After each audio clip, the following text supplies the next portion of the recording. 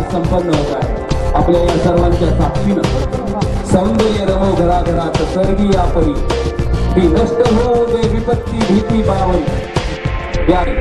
ध्येयावरती माझी आढळ आहे निष्ठा, ध्येयासाठी करीन प्रयत्नांची पराकाष्ठा। पॅकेजचं डिजिटल भूमिपूजन या ठिकाणी आपण करावं।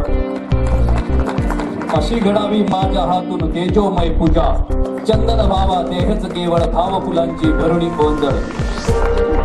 हा डिजिटल भूमिपूजनाचा कार्यक्रम आपल्या सर्वांच्या मंजूर कामांमधील हा 23 किलोमीटर लांबीचा 318.2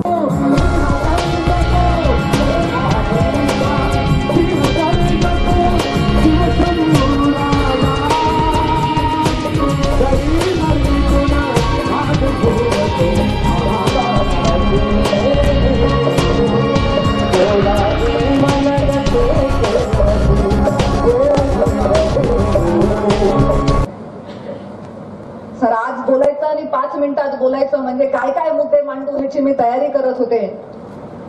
गेल्या 3-3.5 वर्षात जेव्हा केंद्रात आणि राज्यात भारतीय जनता पार्टीचं सरकार आलेलं आहे तेव्हापासून आपण बीड जिल्ह्याला न मागता न भूतो न भविष्यती असा निधी आपल्याला मिळालेला आहे। रस्त्यांवर तर इतकं काम झालेलं आहे की मुंडे साहेब जेव्हा उपमुख्यमंत्री होते तेव्हा बीड जिल्ह्यात रस्ते झाले आणि त्याच्यानंतर 15-20 वर्षाची प्रतीक्षा या जिल्ह्यावासियांना करावी लागली। मी पुन्हा मंत्रिमंडळामध्ये पंकजा मुंडे हे नाव जेव्हा समाविष्ट झालं तेव्हाच बीड जिल्ह्याला रस्ते मिळाले। त्या आज 20 वर्षाचा वाट बघितल्यानंतर जनता खूप खुश आहे जे काय आपल्याला मिळतंय। मी म्हटलं आई सुद्धा म्हणतात की मागितल्याशिवाय दूध देत नाही, पण आज मुख्यमंत्री असतील किंवा केंद्राचं सरकार असेल आपण मागण्यापूर्वीच इतक्या कोटींचा निधी घोषित होतोय की आज मला गडकरी साहेबांनी सांगितलं तुझ्या जिल्ह्याला सगळ्यात जास्त सीआरएफ मधून रस्ते मिळालेले आहेत। 386 कोटीचे रस्ते आतापर्यंत सर आपल्या माध्यमातून जिल्ह्याला मिळालेत। आणि मला माझे सहकारी सुनीलजी गायकवाड म्हणाले की मी आता येताना जाहिराती बघत होतो पेपरमध्ये तर जिथे तिथे बीडचंच नाव दिसतंय म्हणे, सगळे रस्ते तुम्ही बीडला चालले तर काय करायचं गायकवाड साहेब, आम्ही मातीतली माणसं आहेत, आमचं रस्त्याशी फार घट्ट नातं आहे आणि आम्हाला 20 वर्षाचा बॅकलॉग काढायचा आहे, म्हणून हे 20 वर्षाचा बॅकलॉग काढण्यासाठीची ही तयारी आहे। इतका कोट्यावधी रुपयांचा निधी येतो की मुख्यमंत्री साहेब आज आमच्या गावामध्ये लोकांना 1-2 कोटी निधीची काहीच किंमत वाटेनाशी झाली आहे। आमदार फंडाच्या 5 लाखाच्या आणि 3 लाखाच्या पत्राला तर कोणी विचारेनासच झालेला आहे। किती निधी आला म्हणलं तर 2-4 कोटी एकाला गावाला आल्याशिवाय लोकांचंही समाधान होत नाहीये। परंतु ज्या पद्धतीने आपण सर्व या जिल्ह्याच्या विकासासाठी मग सीआरएफ मार्फत रस्ते असतील किंवा राष्ट्रीय महामार्गांची संख्या असेल, नगर बीड परळी हा अनेक वर्षाचा प्रलंबित रेल्वेचा प्रश्न असेल, पीक विम्याचा विषय असेल, जलसंधारणाची कामं असतील, कोणत्याही बाबतीमध्ये बीड जिल्हा मागे राहिलेला नाहीये। सांगताना आनंद वाटतो की मुख्यमंत्री ग्राम सडक योजनेमार्फत सुद्धा महाराष्ट्रात मला वाटतं सर्वात जास्त काम हे बीड जिल्ह्यामध्ये झालेलं आहे। असंच आम्ही न मागता ज्या पद्धतीने आपण आमच्या जिल्ह्यासाठी सर्व देत आहात पंकजाताईंच्या माध्यमातून आपण, मी फक्त एवढंच म्हणते ताई, न भूतो असा निधी मिळालेला आहे पण न भविष्यती असं म्हणणार नाही। भविष्यात आम्हाला तुमच्याकडून आणखीन पाहिजे आणि तुम्ही असेपर्यंत आम्ही आमच्या मागण्या पूर्ण केल्याशिवाय राहणार नाही। आज सर जिल्ह्याची खासदार म्हणून आणि तुम्ही आलेले आहात, मी खासदार झाल्यानंतर पहिल्यांदाच, त्यामुळे मला काहीतरी तुम्हाला मागावं लागतंय गडकरी साहेब। तर रेणापूर फाटा लोखंडी सावरगाव हा राष्ट्रीय महामार्ग आहे, त्या महामार्गापैकी बीड जिल्ह्यामध्ये फक्त 9 किलोमीटरचा पॅच आहे, तर त्याचं चौपदरीकरणाची एक मुख्य मागणी आहे।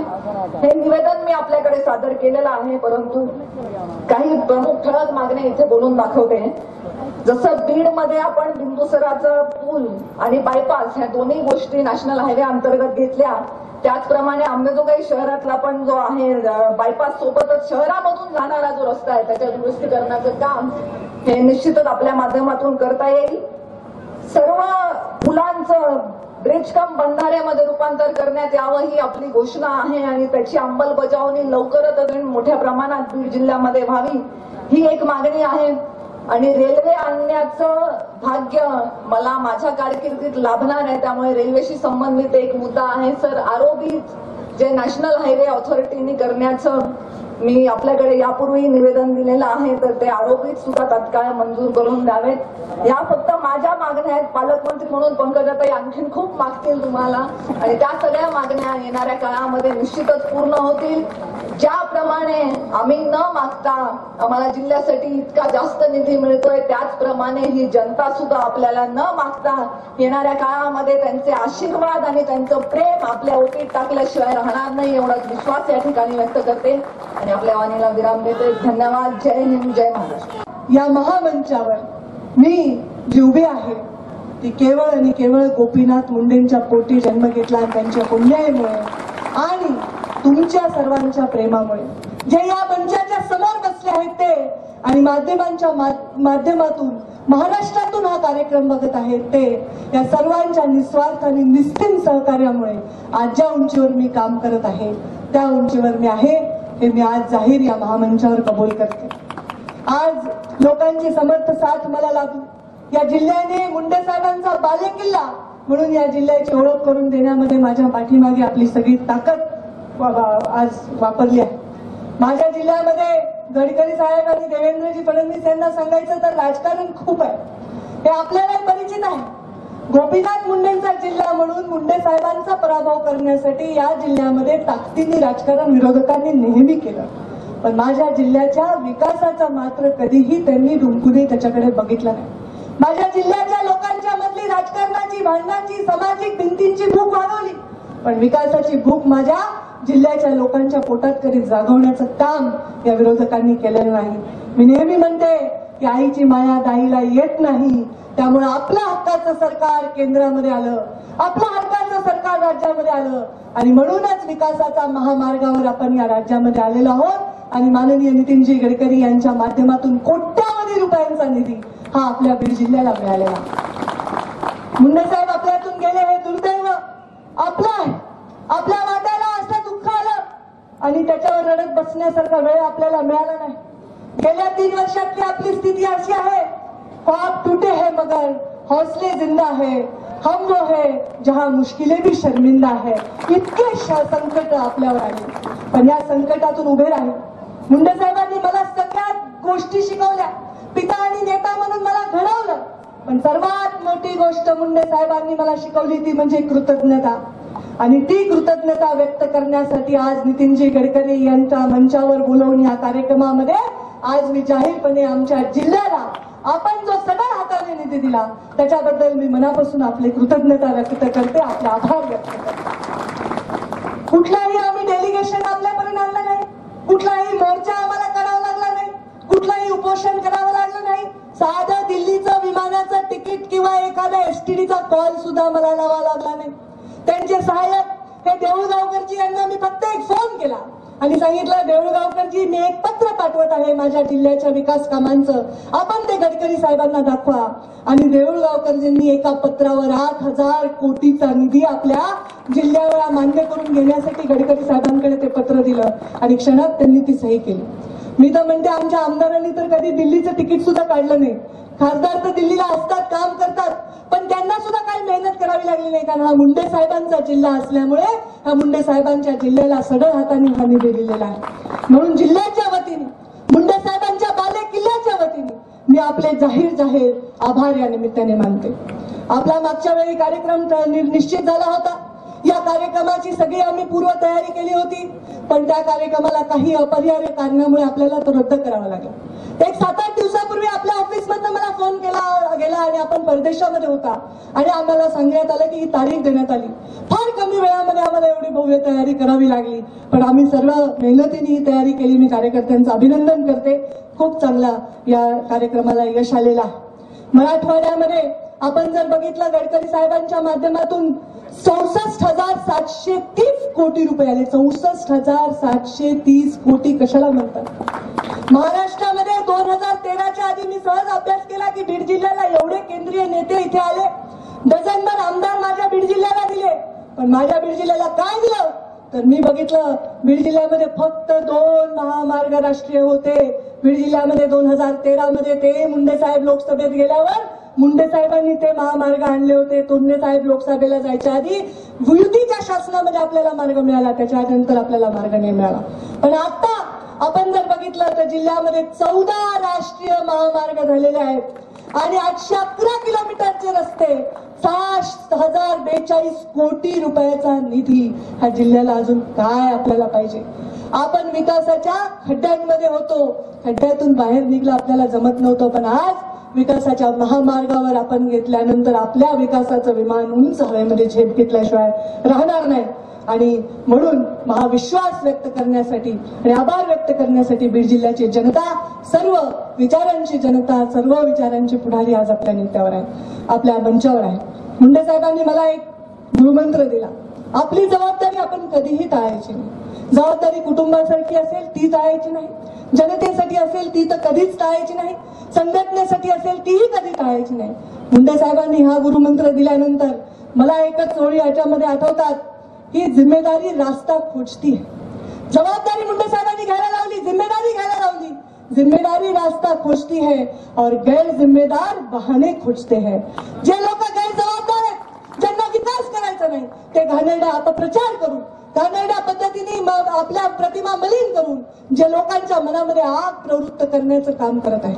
आम्हाला इथे तालिबानी विकास करायचा नाहीये, आम्हाला लोकांना बॉम्बचे गोळे बनवायचे नाहीये, आम्हाला लोकांना विकासाच्या महामार्गावर न्यायचंय. त्यांच्या हातातले कोयते काढून त्यांच्या हातामध्ये पुस्तकं द्यायचे, त्यांना नोकऱ्या द्यायच्या, त्यांना विकासाकडे न्यायचंय. आणि हे मातृत्वाच्या भावनेने माझ्यावर, मुंडे साहेबांवर प्रेम करणाऱ्या लोकांसाठी मी करते. तुम्हाला एवढी जरी खर्चटलं, एवढी जरी इजा झाली तर ती माझ्या हृदयाला होते आणि ती मुंडे साहेबांच्या आत्म्याला होते. म्हणून तुमची काळजी घेणं हे माझं सर्वात मोठं परम कर्तव्य आहे. आणि म्हणून मी आपल्याला सांगते, मला एक वाक्य फार चांगलं वाचण्यात आलं, देवेंद्रजींनाही मी सांगते, गडकरी साहेबांनाही सांगते, अनुमान गलत हो सकता है पर अनुभव गलत नहीं हो सकता. अनुमान गलत हो सकता है पर अनुभव गलत नहीं हो सकता.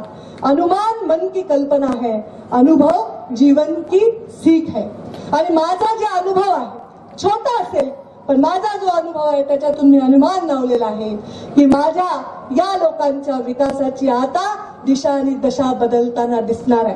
येणारी पिढी ही विकासाच्या उंच झेपा घेताना आपल्याला दिसणार आहे.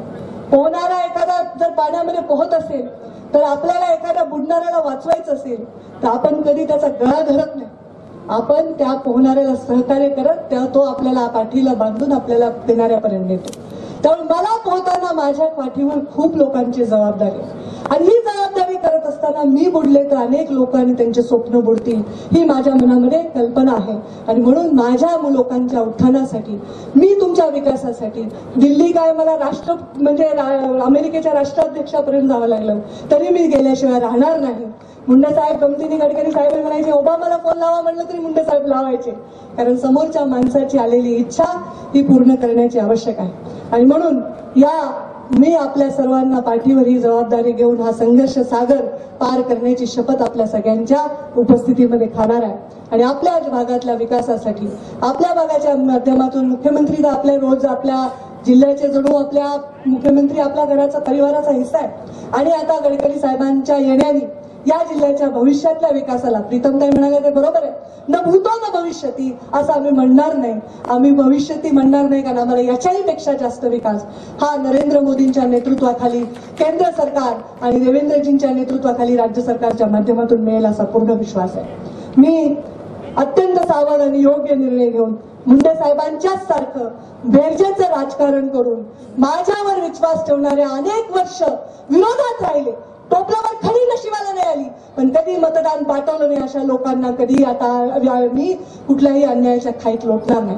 विकास हा त्यांचा हक्क आहे आणि तो त्यांना मिळवणार आणि त्याच्यासाठी जेवढी शक्ती आणि जेवढी ऊर्जा मला खर्च करता येईल ती मी करणार आहे. मी आपल्याला एकच सांगेन, सत्ता हे साधन आहे आणि हे सत्ता साधन हे लोकांच्या उत्थानाचं साधन आहे आणि हे साधन आम्ही वापरणार आहेत. रेल्वे आहे, पाणी आहे, रस्ते आहे, याच्यासाठी आम्ही या भागाला देणारा हा पहिला पडाव आपण पूर्ण केलाय. 2400 कोटी रेल्वेने आपल्याला दिले. मुख्यमंत्री महोदयांनी राज्य शासनातून आणि केंद्र शासनातून आपल्याला निधी मिळालाय. आज करोडो रुपयाचा निधी रस्त्यांसाठी आलाय. मी मुख्यमंत्री ग्राम सडक योजनेच्या आणि जिल्हा नियोजनाच्या माध्यमातून रस्त्यांचा विकास केलाय. जलसंधारणाच्या माध्यमातून पाणी आपल्या जिल्ह्यामध्ये आणलंय. एकेकाळी 1000 टँकर असणाऱ्या जिल्ह्यामध्ये आपल्याकडे फक्त 6 टँकर लावण्याचा मागच्या वेळी पण एक कार्यक्रम झाला. याचा अर्थ आता काम करण्याच्या प्रवृत्तीमध्ये बदल होत आहे आणि हे उड्डाण आपण पुढे चालू ठेवणार आहे. आमचं उड्डाण एवढ्यापुरतं मर्यादित नाही. आमची लढाई कुणाशी आहे असा प्रश्न मला पडतो कधी कधी.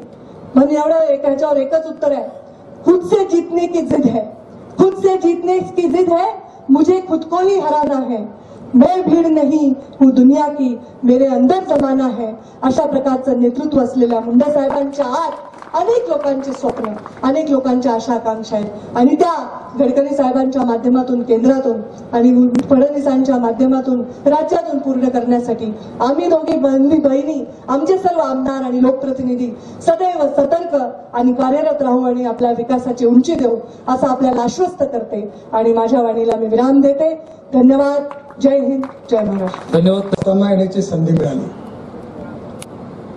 साखर कारखान्याच्या उद्घाटनाला ज्यावेळी अडवाणीजी आले होते त्यावेळी आलो आणि अनेक त्यांचा फॉर्म भरायच्या वेळी देखील अनेक वेळा या ठिकाणी येण्याची संधी मिळाली. गोपीनाथरावांनी महाराष्ट्राच्या विकासाला एक दिशा दिली. ते जेव्हा उपमुख्यमंत्री होते तेव्हा त्यांच्या नेतृत्वाखाली मंत्रिमंडळात देखील काम करण्याची संधी मिळाली. एवढंच नाही तर ज्यावेळी ते भारतीय जनता पार्टीचे महाराष्ट्राचे अध्यक्ष झाले त्यावेळी मी नागपूरच्या जनता युवा मोर्चाचा अध्यक्ष होतो आणि त्यांच्याच नेतृत्वाखाली काम करण्याची संधी मला मिळाली. विशेष रूपाने ज्याच्या मार्गदर्शनाखाली काम केलं असा नेता आज आपल्यामध्ये नाही याचं निश्चितपणे आपल्या सगळ्यांना दुःख आहे. पण त्यांची जी स्मृती आहे, त्यांची जी भावना होती ती सातत्याने गाव, गरीब, मजदूर आणि शेतकरी याच्या कल्याणाकरता सातत्याने ते क्रियाशील होते. त्यांनी पहिल्यांदा महाराष्ट्रामध्ये आमच्यापैकी लोकांनी त्यांनी साखर कारखाना सुरू केला आणि आमच्यासारख्या 10-12 लोकांना साखर कारखाना सुरू करण्याची हिंमत दिली. आज मी देखील 3 साखर कारखाने चालवतोय. परंतु ही सगळी प्रेरणा त्यावेळी गोपीनाथरावांमुळे मिळाली. मला विश्वास आहे की आज जरी ते आपल्यामध्ये नसले तरी त्यांच्या स्मृती आपल्या सगळ्यांना नेहमीच विकासाचं काम करण्याच्या करता नक्कीच शक्ती देत राहतील. मला आज आनंद होतोय की बीड जिल्ह्यामध्ये जवळपास मी हिशोब केला 10,000 कोटी रुपयाची कामं माझ्या विभागाकडनं होणार आहेत. आज 13 विकास कामाचं भूमिपूजन आहे. त्याची किंमत 3,394 म्हणजे 3400 कोटी रुपये आहे आणि जे नवीन 5 कामं आहे त्याची घोषणा मी करतोय 1,601 कोटी रुपयाची आणि ते पण येत्या 4 महिन्यात त्या कामाची सुरुवात होईल असा तुम्हाला सगळ्यांना विश्वास आहे.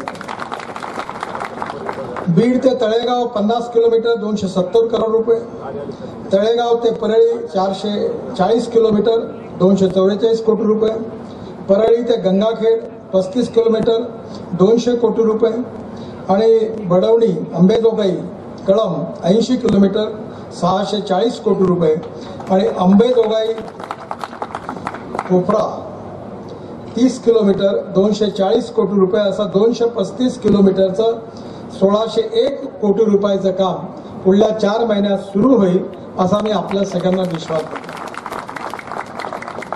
ही गोष्ट खरी आहे की प्रीतमने सांगितल्याप्रमाणे मराठवाड्यामध्ये CRFच्या कामामध्ये तिने जेवढे पत्र मला दिले 11 कामं केवळ प्रीतमच्या मतदारसंघात म्हणजे महाराष्ट्रात सगळ्यात जास्त कामं CRFचे हे 300 कोटी रुपयाचे मंजूर झाली. NHI तर्फे 1871 कोटी रुपयाची कामं मंजूर झालेली आहे आणि मी आता वॉटर रिसोर्सेसचा मंत्री आहे. तुमच्या जिल्ह्यातले जे अर्धवट धरणं पडलेली आहेत, जी जुनी सरकारच्या काळात फक्त भूमिपूजन झाले त्याची कामं बंद पडलेली आहे, अशा सर्व धरणाकरता मी आता केंद्र शासनाचा हिस्सा 845 कोटी रुपये आणि 1739.50 कोटी हे नाबार्डचं कर्ज महाराष्ट्र सरकारच्या नावाने देणार आहे आणि त्यामुळे निश्चितपणे हे 2,000 कोटी देखील त्यात ऍड केले तर जवळपास 10,000 कोटी रुपये या जिल्ह्याला मिळाले. ही खऱ्या अर्थाने गोपीनाथांना एक प्रकारची श्रद्धांजलीच आहे असं जर मी म्हटलं तर चूक होणार नाही. भाव कमी होत चाललेला आहे आणि त्यामुळे साखर कारखान्याच्या बाबतीमध्ये गोपीनाथराव असताना त्यांच्या मार्गदर्शनाखाली आम्ही त्यावेळेस 10 वर्षापासून एक काम सुरू केलं. आणि मी सातत्याने म्हणत होतो की गहू तांदूळ आणि ज्वारी मका लावून आणि ऊस लावून काही शेतकऱ्याचं भविष्य बदलू शकत नाही. आता शेतकऱ्यांनी पेट्रोल डिझेल आणि गॅस तयार केला पाहिजे, वीज तयार केली पाहिजे. आणि मला सांगताना आनंद होतोय की अटल बिहारी वाजपेयीचं सरकार त्यावेळी आम्ही सातत्याने गोपीनाथराव प्रयत्न करत होतो. त्यावेळी मोलॅसेस पासून मळीपासून इथेनॉल तयार करण्याचा प्रकल्प गोपीनाथरावांनी सुरू केला. आज महाराष्ट्रामध्ये अनेक ठिकाणी मी पण इथेनॉल तयार करतो. आणि इथेनॉल हे असं फ्युएल आहे की जे शेतकऱ्यांनी तयार केलेलं आहे. तुम्हाला माहिती असेल की जवळपास 2-3 महिन्यापूर्वी बिहारचे मुख्यमंत्री नितीश कुमार माझ्या घरी आले होते. त्यावेळी एक ऑटो रिक्षा बजाजचा आणि एक बाईक ही 100% शेतकऱ्यांनी तयार केलेल्या इथेनॉलवर त्या ठिकाणी आणली होती आणि मी त्यांना त्याच्यात फिरवलं. म्हणजे आता आपली ऑटो रिक्षा, आपली कार, आपली ट्रक, आपली बस ही शेतकऱ्यांनी तयार केलेल्या इंधनावर चालू शकते. आमच्या नागपूरमध्ये माननीय मुख्यमंत्री देवेंद्र फडणवीस यांच्या हस्ते आम्ही 55 buses, air condition green buses इथेनॉलवर चालतात. आणि त्यामुळे आता फर्स्ट जनरेशन इथेनॉल म्हणजे इथेनॉल फ्रॉम मोलॅसेस, मळीपासून. पण आता आम्ही नवीन निर्णय घेतलेला आहे. पेट्रोलियम विभागाने कॅबिनेट नोट तयार केलेली आहे. मी पण सतत त्यांच्या बरोबर असतो. आणि या नोटमध्ये आता सेकंड जनरेशन इथेनॉल आणि थर्ड जनरेशन इथेनॉलला आम्ही मंजुरी देणार आहे.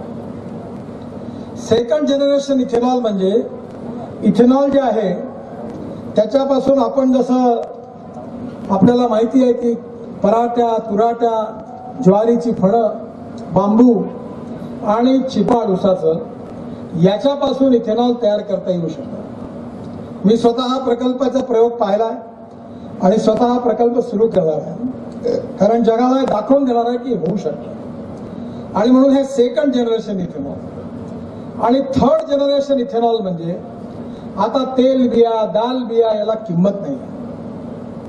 आता किमती ठरवणं कोणाही पार्टीचं सरकार आहे. किमती ठरवणं सरकारच्या हातात नाहीये. जर अर्जेंटिनामध्ये सोयाबीन पिकला तर सोयाबीनच्या तेलाची किंमत अर्जेंटिनामध्ये ठरणार आहे. साखरेची किंमत ब्राझीलमध्ये ठरणार आहे. पाम ऑइलची किंमत मलेशियामध्ये ठरणार आहे. आणि त्यामुळे आता सरप्लस प्रोडक्शन असल्यामुळे आता भारतामध्ये MRPच्याही खाली किमती चालल्या. प्रधानमंत्र्यांनी माझ्या अध्यक्षतेखाली एक मंत्रिमंडळाचा गट ठेवलेला. मी रोज बघत असतो की कुठल्या किमती वाढल्या, कुठल्या एक्सपोर्ट करायला, कुठलं इम्पोर्ट करायचं. आम्ही तेलावर आयात शुल्क वाढवलं आणि ते वाढवल्यामुळे सोयाबीनची, तेल बियांची किंमत वरती आली. जे 2700 रुपये क्विंटल सोयाबीन होतं ते आज 3800 पर्यंत, 4000 पर्यंत पोहोचलं. पण शेवटी आज या किमती जागतिक बाजारात ठरणार आहे. आणि म्हणून आज आपण 7 लाख कोटी रुपयाचं पेट्रोल डिझेल इम्पोर्ट करतो, आयात करतो. आणि पेट्रोलमध्ये 22%, डिझेलमध्ये 15%. आणि एवढं तर आपण नक्कीच टाकू शकतो.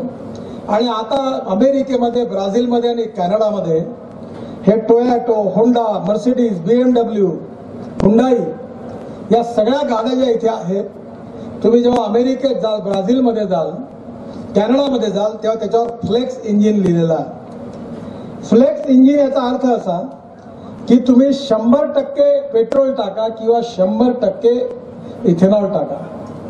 आणि म्हणून आता येणाऱ्या काळामध्ये तुम्हाला मी बजाजला सांगितलं, त्याला जेव्हा बाईक तयार करायला लावली तेव्हा सांगितलं की सगळ्या साखर कारखान्याला बाईकची एजन्सी देऊन द्या.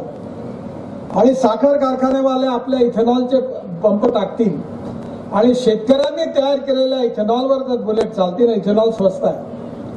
80 रुपयाचं पेट्रोल, 60 रुपयाचं डिझेल, 47 रुपयाचं इथेनॉल आणि 10 रुपयाची वीज. आणि मीच ट्रान्सपोर्ट मंत्री आहे आता. त्यामुळे येणाऱ्या काळामध्ये पेट्रोल डिझेलच्या ऐवजी ethanol, methanol, biodiesel, bio CNG आणि इलेक्ट्रिकवरच्या गाड्या, बाईक, बस आम्ही आणायचं ठरवलेलं आहे. आणि म्हणून यातून शेतकऱ्यांना एक नवीन क्षेत्र मिळणार आहे. मी माननीय मुख्यमंत्र्यांना विनंती केली की तुम्ही आता बायोफ्युएलची पॉलिसी, मी योगीजी आहेत उत्तर प्रदेशचे मुख्यमंत्री, मी तिथे गेलो आणि त्यांना सांगितलं की तुमच्या राज्यात साखर कारखाने आहे, तुम्ही इथेनॉलला फ्युएल बनवा तुमच्या स्टेट ट्रान्सपोर्टच्या बसेस गाड्या सगळ्या इथेनॉलवर चालवा. त्यांनी बायोफ्युएलची पॉलिसी तयार केली. मी आज मुख्यमंत्र्यांना विनंती केली की तुम्ही बायोफ्युएलची पॉलिसी तयार करा. पण आता एवढ्यावर नाही आहे. माननीय मुख्यमंत्र्यांसमोर टेबलवर ही जी बाटली ठेवली आहे पाण्याची, याला पेट्रोलियम पेट म्हणतात, पेट्रोलियम प्लास्टिक आहे. पण आता आम्ही याच्या पलीकडे गेलो आहे आणि आम्ही आता शेतकरी प्लास्टिक तयार करणार आहे. इथेनॉल पासून बायो प्लास्टिक तयार होणार आहे आणि या बायो प्लास्टिक पासून जर ही बाटली तयार झाली आणि ही बाटली जर तुम्ही पाणी पिल्यावर फेकली मातीवर तर 3 दिवसात त्याची माती बनणार आहे. पण या पेट्रोलियम याची होत नाही. आणि त्यामुळे महाराष्ट्र सरकारने पेट्रोलियम प्लास्टिकवर बंदी आणली.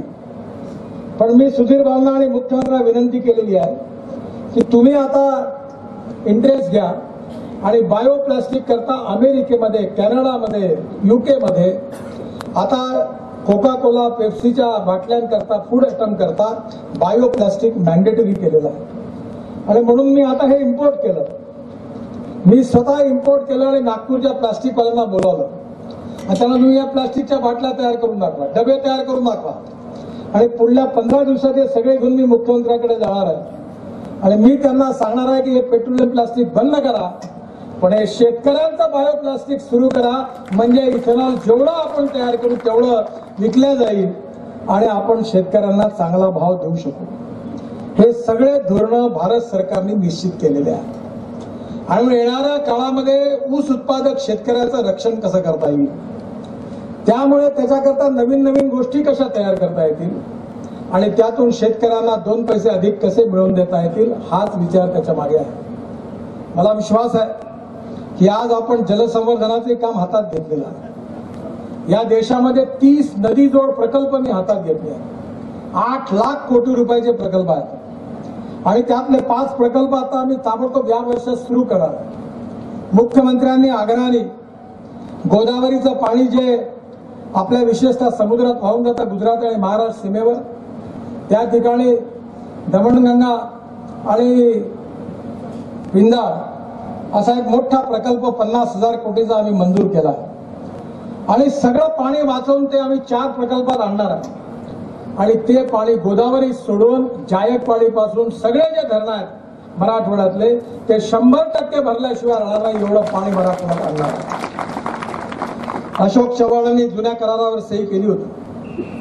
मुख्यमंत्र्यांनी सांगितलं की मला मान्य नाही आहे.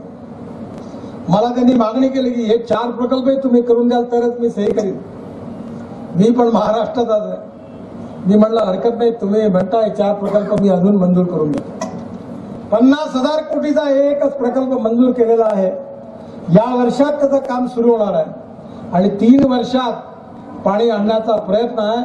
आणि हे जर पाणी आलं तर मराठवाड्यातल्या गोदावरीच्या एकही प्रकल्पामध्ये कुठेही पाण्याची कमी राहणार नाही आणि मराठवाडा सुजलाम सुफलाम झाल्याशिवाय राहणार नाही. वीज आपल्याकडे आहे, रस्ते चांगले होऊन राहिलेले आहेत, पाण्याचा प्रश्न सुटलेला आहे.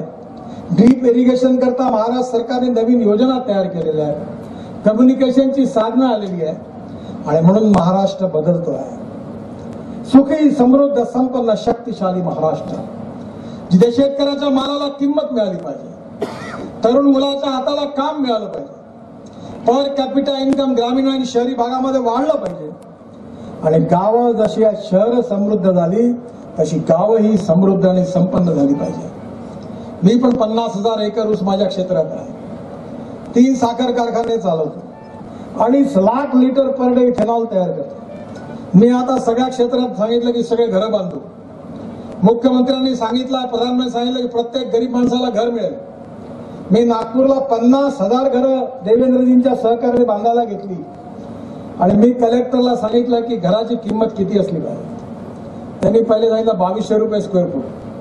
मी म्हटलं 1000 रुपये स्क्वेअर फूट झाली पाहिजे. मी चायनातून टेक्नॉलॉजी आणली आणि 460 स्क्वेअर फूटचं घर आता मी तयार केलं स्वतःच्या हाताने. आता आमच्या NITनी दर आणलाय 1750 रुपये. मी सांगितलं 1000 रुपये स्क्वेअर फुटात घर बांधलं पाहिजे, म्हणजे 5 लाखाचं घर, 2.5 लाखाची सबसिडी, म्हणजे 460 स्क्वेअर फूटचं घर 2.5 लाख रुपयात मिळेल. आणि त्या घरामध्ये सोफा सेट, डबल बेड फुकट, आयुष्यभर गरम पाणी फुकट आणि आयुष्यभर 5 LED लाईट आणि 2 सिलिंग फॅनची वीज फुकट आणि घर फक्त 2,60,000. म्हणजे मी त्यांना सांगितलं की माझ्या लोकसभा क्षेत्रात भिकारी जो आहे, भीक मागणारा, तो देखील मालकीच्या घरात गेला पाहिजे अशी पॉलिसी तुम्ही तयार करा. हेच आमचं स्वप्न आहे की आपल्या भागातला गरीब माणूस सुखी समृद्ध संपन्न कसा झाला पाहिजे, शेतकऱ्याला पाणी कसं मिळालं पाहिजे, गाव समृद्ध संपन्न कशी झाली पाहिजे.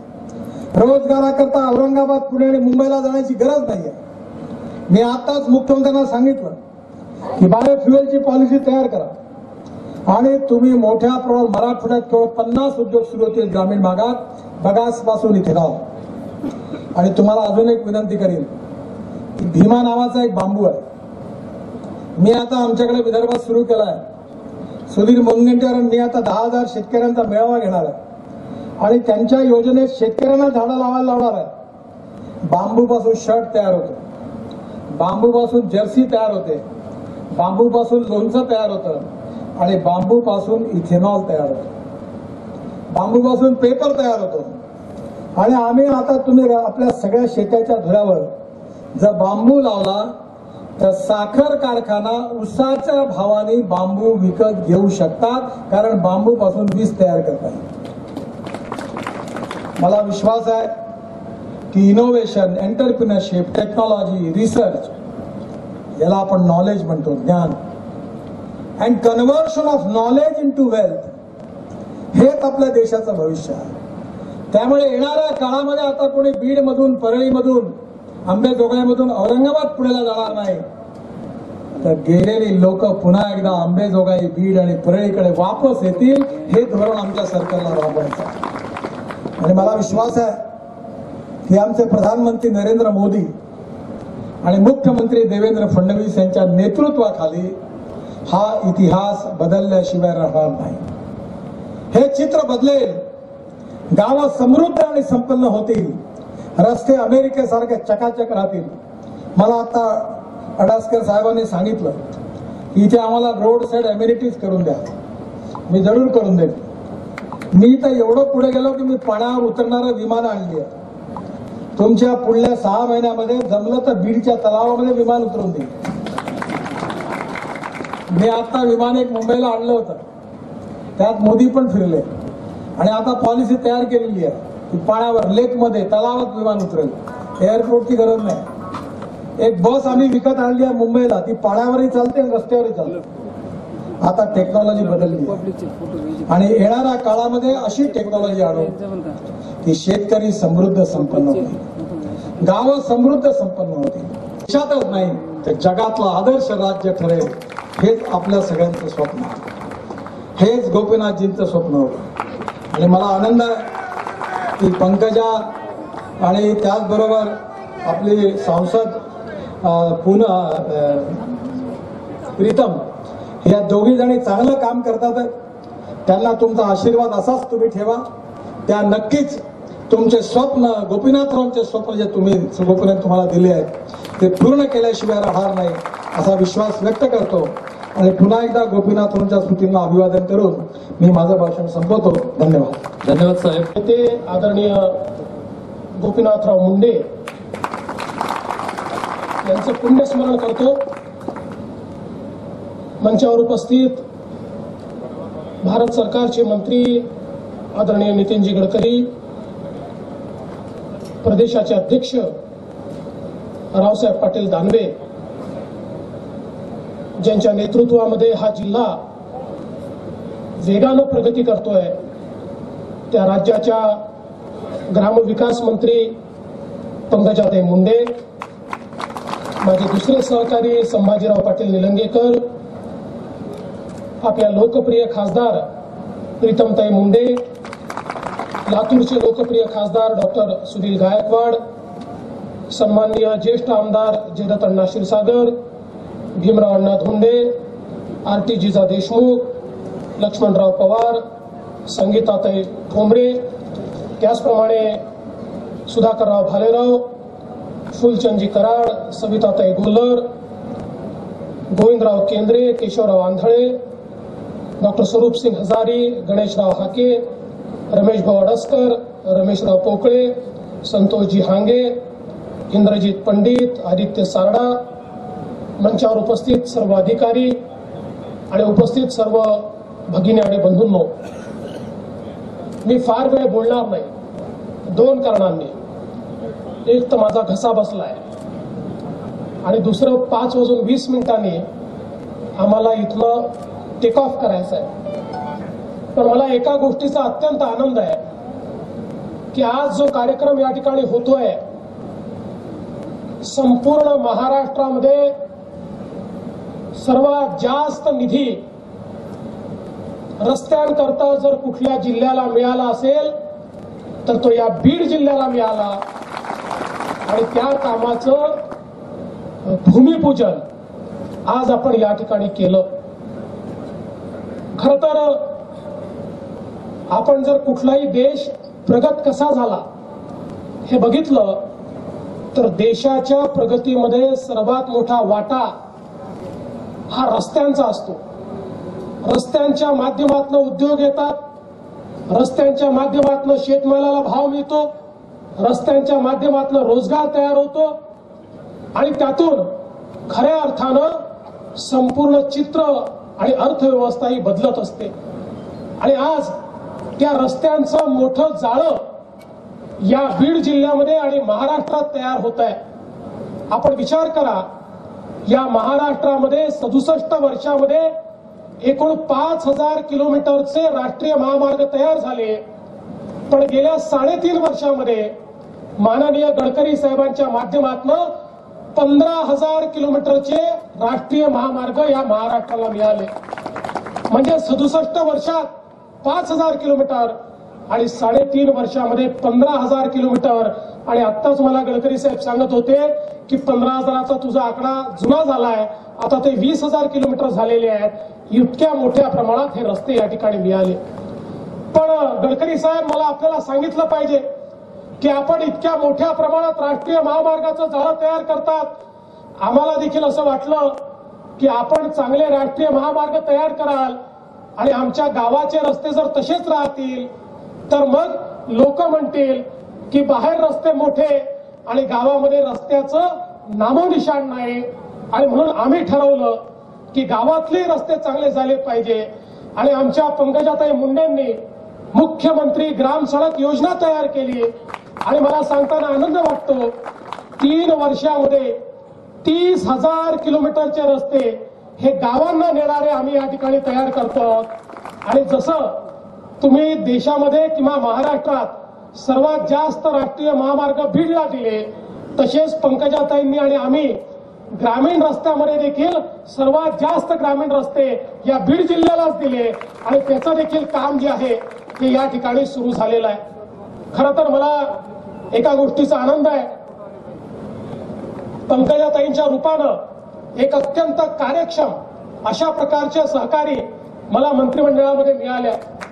कालच आपण आपला महाराष्ट्र हगणदारी मुक्त केला आणि आपल्याला आश्चर्य वाटेल, 67 वर्षामध्ये महाराष्ट्रातल्या 1,10,00,000 परिवारांपैकी केवळ 50 लाख परिवाराला शौचालय मिळालं होतं.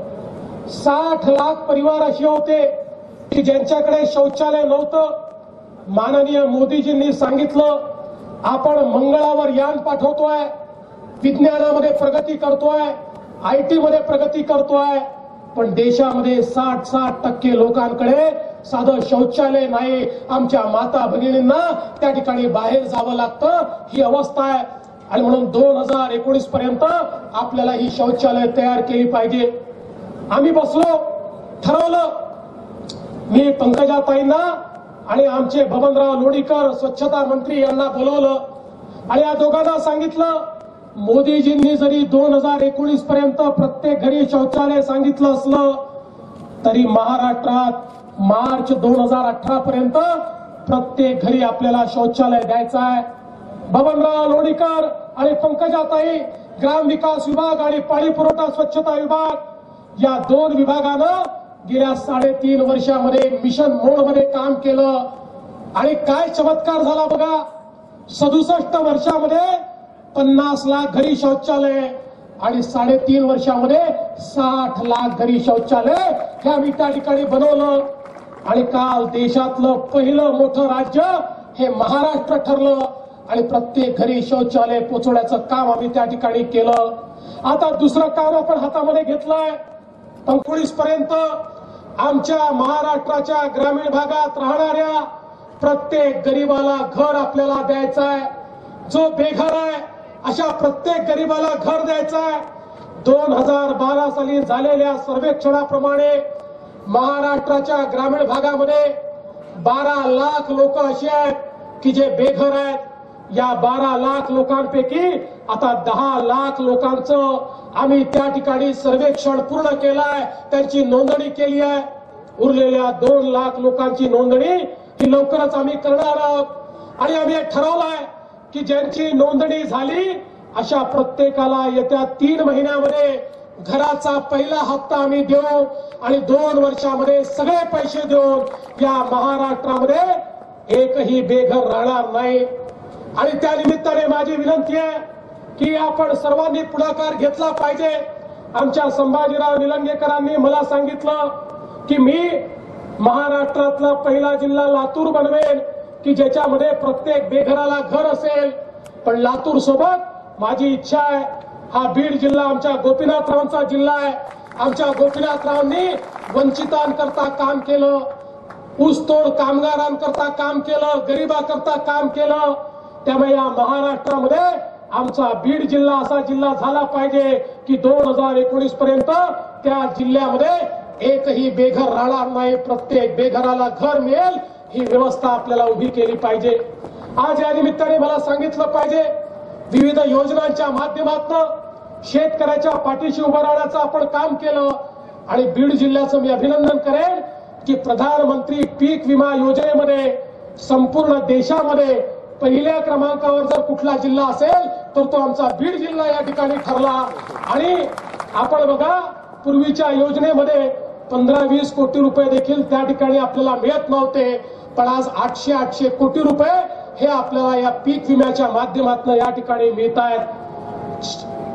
आपण या ठिकाणी जी योजना केली खऱ्या अर्थानं छत्रपती शिवाजी महाराज शेतकरी सन्मान योजना, या योजनेच्या अंतर्गत आतापर्यंत 1.5 लाख शेतकऱ्यांना या बीड जिल्ह्यामध्ये कर्जमाफी आपण दिली. अजूनही योजना चालू आहे, त्याची खाती आपण अजूनही खात्यामध्ये पैसे टाकायला सांगून दिली पाहिजे. या योजनेमध्ये आणि जुन्या योजनेतला फरक काय आहे? जुन्या योजनेमध्ये एकूण मराठवाड्याला 1400 कोटी रुपये मिळाले होते, 8 जिल्ह्यांना 1400 कोटी.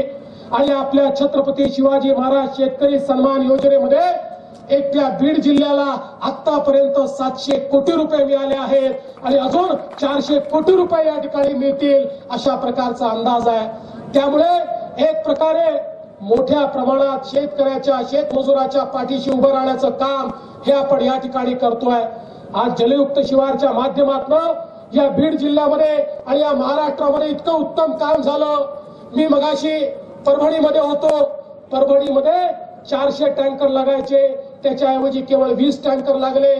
त्याच्या अगोदर मी दुसऱ्या जिल्ह्यामध्ये होतो ज्या ठिकाणी खऱ्या अर्थानं नांदेड जिल्ह्यामध्ये 400 टँकर लागायचे, यावर्षी केवळ 10 टँकर त्या ठिकाणी लागले आहे. आणि ती स्थिती आपल्या बीड जिल्ह्याची आहे. जलयुक्त शिवारच्या माध्यमातून आज जमिनीतलं पाणी वाढलं आहे आणि त्या माध्यमातून खऱ्या अर्थानं जलस्वयंपूर्णतेकडे आपण चाललो आहे.